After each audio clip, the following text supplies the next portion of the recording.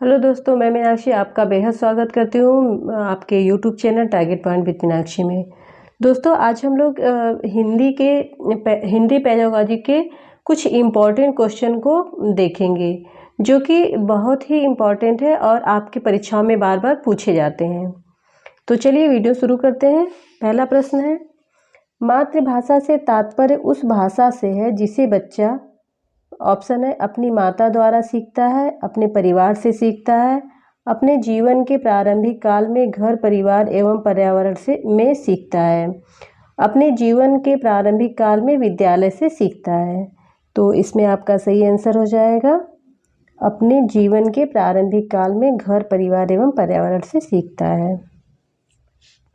अगला प्रश्न है, हिंदी राजभाषा है दिल्ली प्रदेश की, हरियाणा प्रदेश की, इन दोनों की, या इनमें से किसी भी प्रदेश की नहीं। तो इसमें आपका सही आंसर हो जाएगा इन दोनों प्रदेशों की।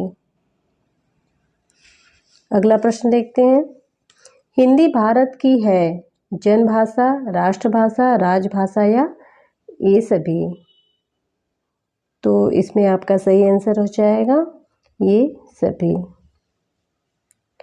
अगला प्रश्न है, जनभाषा से तात्पर्य उस भाषा से है, ऑप्शन है, जिसे किसी देश के सभी व्यक्ति जानते और प्रयोग करते हैं, जिसके माध्यम से जन प्रचार किया जाता है, जिसके माध्यम से देश के सभी व्यक्ति एक दूसरे से संपर्क करते हैं, जिसके माध्यम से देश के अधिकतर व्यक्ति एक दूसरे से संपर्क करते हैं। तो इसका सही आंसर हो जाएगा, जिसके माध्यम से देश के अधिकतर व्यक्ति एक दूसरे से संपर्क करते हैं। भाषा के मुख्य तत्व होते हैं संकेत, चिन्ह, ध्वनि या उपयुक्त सभी। तो इसमें आपका सही आंसर हो जाएगा उपयुक्त सभी। अगला प्रश्न है, भाषा का मुख्य रूप होता है शाब्दिक, अशाब्दिक, उपर्युक्त दोनों ही, इनमें से कोई नहीं। तो इसमें आपका सही आंसर हो जाएगा उपर्युक्त दोनों ही, क्योंकि भाषा शाब्दिक भी होता है, अशाब्दिक भी। अशाब्दिक मतलब जिससे बिना बोले ही, बिना किसी शब्द के हम संकेतों द्वारा जो बात बताते हैं उसको वो भी भाषा कहेंगे। चलिए अगला प्रश्न देखते हैं, लिखित भाषा के मूल तत्व हैं लिपि, शब्द, वाक्य या ये सभी। तो इसमें आपका सही आंसर हो जाएगा ये सभी। अगला प्रश्न देखते हैं, हिंदी भाषा का पढ़ना लिखना किससे शुरू करना चाहिए, अक्षरों से, शब्दों से, वाक्यों से, इन सभी के एक साथ शिक्षण से। तो इसमें आपका सही आंसर हो जाएगा अक्षरों से। बच्चों का हस्तलेख सुधारने के लिए क्या उपाय करने चाहिए, अनुलेख, प्रतिलेख, सुलेख, प्रतियोगिताएं या उपयुक्त सभी। तो इसमें आपका सही आंसर हो जाएगा उपर्युक्त सभी। चलिए अगला प्रश्न देखते हैं, मौखिक पठन से क्या लाभ होता है, लिखित भाषा में सुधार होता है, मौखिक भाषा में सुधार होता है, इन दोनों में सुधार होता है या कोई लाभ नहीं होता है। तो इसका सही आंसर हो जाएगा इन दोनों में सुधार होता है। अगला प्रश्न है, बच्चों का सक्रिय शब्दकोश किसे कहते हैं, जिन शब्दों का अर्थ बच्चे जानते हैं, जिन शब्दों को बच्चे जानते हैं, जिन शब्दों का प्रयोग बच्चे जानते हैं, जिन शब्दों का अर्थ बच्चे जानते हैं और प्रयोग करते हैं। तो इसका सही आंसर हो जाएगा जिन शब्दों का अर्थ बच्चे जानते हैं और प्रयोग करते हैं। अगला प्रश्न देखते हैं, लिखना पढ़ने से पूर्व सीखना चाहिए, यह विचार किसका है, डाल्टन, लेडी मॉन्टेसरी, फ्रोबेल या मिस हेलेन पार्कहर्स्ट। तो इसमें आपका सही आंसर हो जाएगा लेडी मॉन्टेसरी। अगला प्रश्न है, भाषा शिक्षण की मुख्य विधि है अनुकरण विधि, अभ्यास विधि, संरचनात्मक विधि या उपर्युक्त सभी। तो इसका सही आंसर हो जाएगा उपर्युक्त सभी। भाषा का मुख्य घटक है व्याकरण, भाषा विज्ञान, भाषा कौशल या उपर्युक्त सभी। तो इसमें आंसर हो जाएगा उपर्युक्त सभी। मतलब भाषा विज्ञान, भाषा कौशल, व्याकरण सभी इसके मुख्य घटक हैं। अगला प्रश्न है, भाषा कौशल का रूप है बोलना सुनना, लिखना पढ़ना, उपर्युक्त दोनों या इनमें से कोई नहीं। तो इसका सही आंसर हो जाएगा उपर्युक्त दोनों। अगला प्रश्न है, ज्ञानात्मक उद्देश्य का तीसरा पद कौन सा है? प्रयोग, बोध, संश्लेषण या विश्लेषण। तो इसका सही आंसर हो जाएगा प्रयोग। अगला प्रश्न देखते हैं, निम्नलिखित में कौन सा मातृभाषा शिक्षण का सिद्धांत है? साहचर्य का सिद्धांत, वैयक्तिक विभिन्नता का सिद्धांत, अभ्यास का सिद्धांत या उपर्युक्त सभी। तो इसमें आपका आंसर हो जाएगा उपर्युक्त सभी। अगला प्रश्न है, कर्थवॉल, ब्लूम एवं मेसिया ने व्यवहार के किस अनुक्षेत्र हेतु अपनी टेक्सोनोमी प्रस्तुत की है?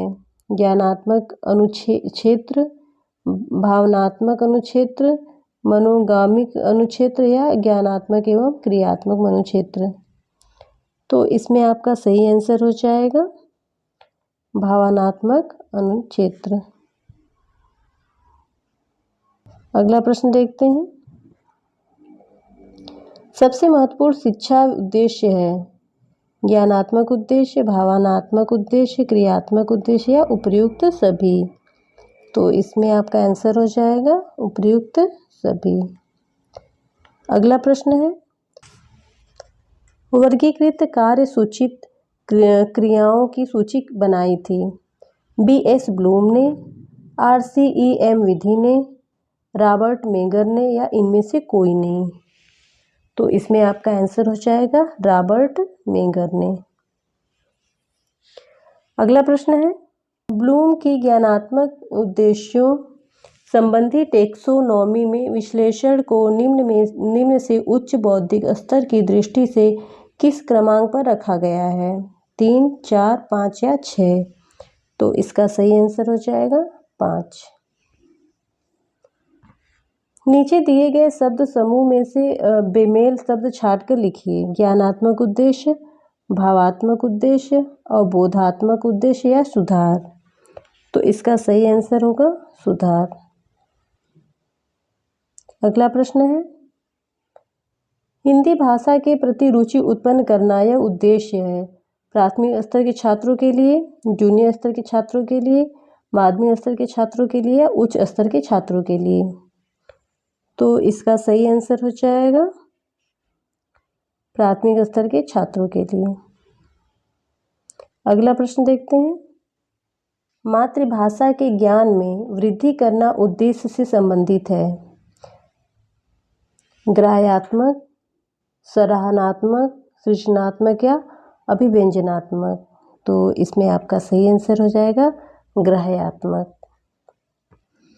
अगला प्रश्न है, ज्ञानात्मक पक्ष से संबंधित अंतिम उद्देश्य है? बोध, विश्लेषण, मूल्यांकन या संश्लेषण। तो इसमें आपका सही आंसर हो जाएगा मूल्यांकन।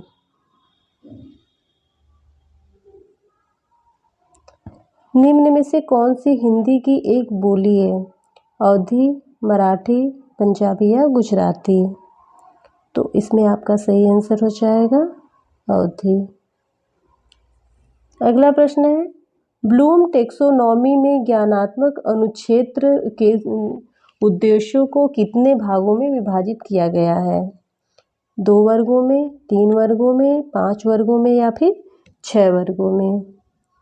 तो इसमें आपका सही आंसर हो जाएगा 6 वर्गों में। हिंदी राजभाषा है केरल प्रदेश की, आंध्र प्रदेश की, कर्नाटक प्रदेश की या इनमें से कोई नहीं। तो इसका सही आंसर है इनमें से कोई नहीं।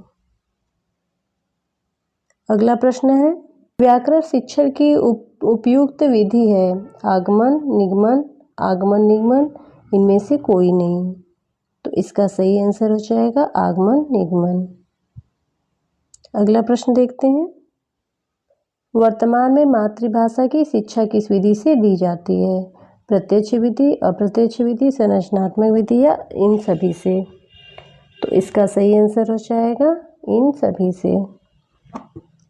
तो दोस्तों ये थे हिंदी पेडागोजी के महत्वपूर्ण प्रश्न जो परीक्षा में अक्सर ही पूछ लिए जाते हैं। अगर आपको वीडियो पसंद आए तो इसे लाइक करें, शेयर करें, सब्सक्राइब करें, साथ ही बेल आइकन को भी प्रेस कर दें। मिलते हैं अगली वीडियो में, तब तक के लिए धन्यवाद।